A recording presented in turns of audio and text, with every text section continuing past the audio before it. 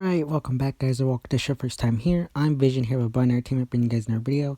Today I'm be giving you guys my review for the latest episode of Power Rangers Beast Morphers called Finders Keepers. Now, usually I don't go over these or give my reviews on these, but this was a team up episode, so I figured I'd give my review for this, and I will be giving my review for Grid Connection when it comes out in the coming weeks. But as always, if you like Power Rangers, don't forget to hit the subscribe button down below and hit that bell icon there to miss more Power Rangers content from me moving forward. Now let's begin. So yeah, like I said, we got our first ever team up for Beast Morphers. Now this was a surprise to me. I haven't been paying attention to the spoilers that have come out due to everything airing already in other countries, so I wasn't aware this was happening. So I really was shocked and really did like this episode. It was a solid team up. I never got the charm for the Dino Charge Rangers. I know everybody praises that as being a good season. For me, I don't know if it's just due to the Neo Saban era, but to me, I just never got the charm of it. But I did like the cast, and I'm happy to see them come in here. Now, we got this episode, and it starts with our Beast Morphers Rangers looking for Ryjack's ship, and Zoe finds it and inadvertently causes it to blow up, which I like how they did that, and I wish they had kind of been able to have it a little bit longer, maybe gone through some of the weapons he had, but I know due to the whole Sentai footage that was kind of not necessarily able to be done, so I get that. But you got Evox, who sends Roxy and Blaze down to collect it. They bring back Snide, which is cool. I like how they brought him back first. And then they escape. Now, while she's down there, she notices Keeper, who she doesn't notice at first, or recognize at first, and she puts one of Ryjack's compliance collars on him. Now, our Rangers do show up, and at that point, that's when they realize it's Keeper. And now, this is probably one of my biggest annoyances of the episode, is that they constantly go after Zoe for accidentally putting Ryjack's collar on her. Like, I feel like they mentioned it so many times, it just frustrates me. I mean, she just made a mistake. She didn't know it was Keeper. She thought he was the enemy, and she just was doing it out of thinking that it was who the intruder was that they were warned about. And that's all they keep going after her for. So it really frustrated me. It just kind of, I don't know, I don't feel like it was part of a message they were trying to send for the kids, but at the same time, it just got annoying after a while. But at the same time, y'all, it's also Devin's fault, because Keeper ends up being kidnapped by Evox's people, and he ends up with the compliance collar still on him, and he ends up telling Evox pretty much all the Dino Charge Rangers secrets and everything like that. So I thought that's pretty cool. But I feel like that's also on Devin. Devin put him in the truck, and he didn't, properly check it, and that's how Keeper got kidnapped. Now, following Keeper getting kidnapped, they are stopped by a bunch of Vivics who they have to fight, and that's when you got the Dino Charge Rangers who show up, and they get a good fight out of them. And then we got the two teams kind of meeting for the first time. They go back to the base, and they kind of, again, annoy me with going after Zoe for putting the compliance collar on him, or on Keeper. And then as they're kind of getting to know each other, that's when you got Evox, who tells them that they'll trade Keeper for the weapons. So the Rangers agree, and they're going to meet them at this abandoned warehouse.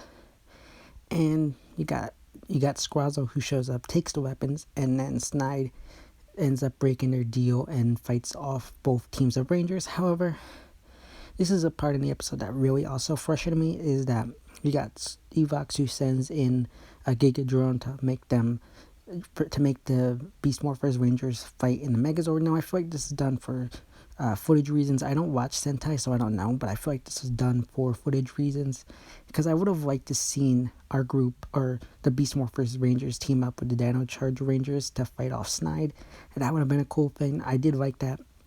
But we do get a cool fight scene between the Dino Charge Rangers and Snide. Now, in the middle of this fight, you do got Evox, who brings back Sledge and his crew to go help Snide.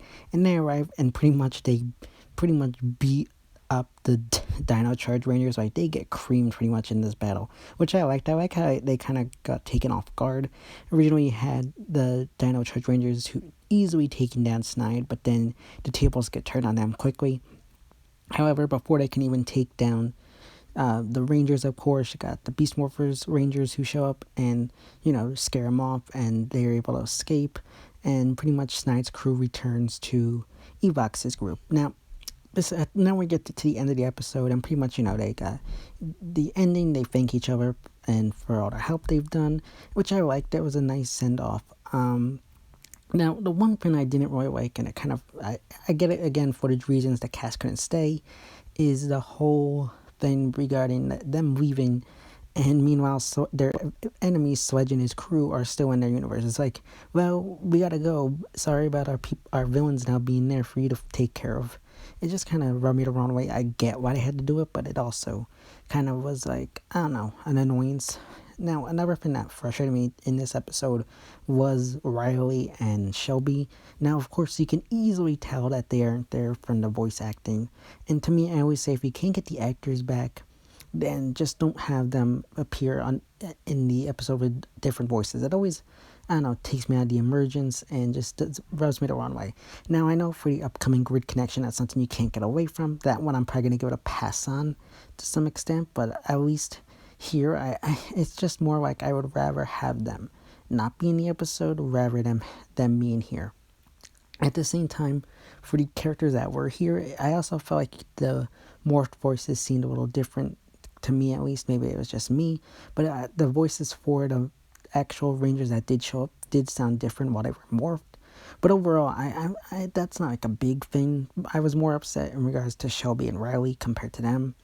Overall, if I had to give this team up rating, I'd probably give it an 8.5 out of 10, a solid team up, especially since we haven't really gotten, I think, an actual real team up, if you don't count the whole Samurai one.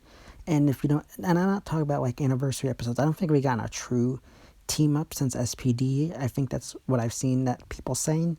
So I thought this is a solid team up. Definitely think that this is probably a good Beast Morphers episode. I think that the second half of Beast Morphers so far has been solid. The first half wasn't that great to me, but right now I feel like they're definitely going on a good track right now, and I'm definitely enjoying what they've been doing so far in the episodes that they've aired since they returned from their hiatus. So yeah, guys, that's my review with Power Rangers Beast Morphers newest episode, Finders Keepers. As always, if you like this video, don't forget to give it a big thumbs up and share. Don't forget to hit the subscribe button down below and hit that bell icon. If you want to see more Power Rangers content from me moving forward. And you can go follow me on Instagram and Twitter, which are linked in the about section on my YouTube channel.